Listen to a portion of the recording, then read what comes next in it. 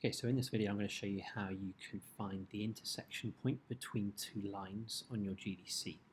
The first problem we've got, I'm going to do question 1 that you've just completed part A, and the problem that we've got is the way that we can input a graph.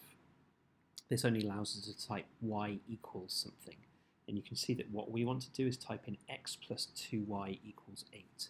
So the way that this is written at the moment isn't going to allow us to do that, and so we need to change the way that we can enter our graph. And to do that, you go menu, and then you can see it says graph entry.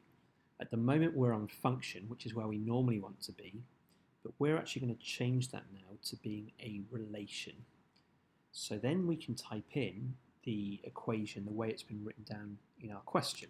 X plus 2y is equal to 8. Enter, and it shows us what that straight line would look like. We then want to type in the second line, so we press the tab button, and that brings us up the menu again to be able to enter in our second equation, which is y equals 2x minus 6, and then again press enter.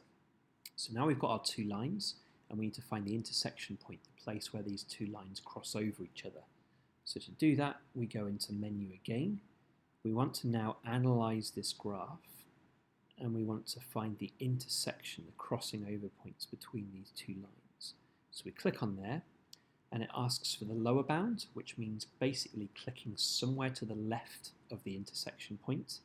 So I'm going to click somewhere over here. It doesn't need to be particularly close, just somewhere over here. And then it's going to ask for the upper bound, which means clicking somewhere to the right of the intersection point. And what you'll see is that when you do that, it'll immediately bring up the point of intersection, so you can see the answer. And if we now click in, that point will then stay in place. So we can see that the intersection point between these two lines is when x equals 4 and y equals 2.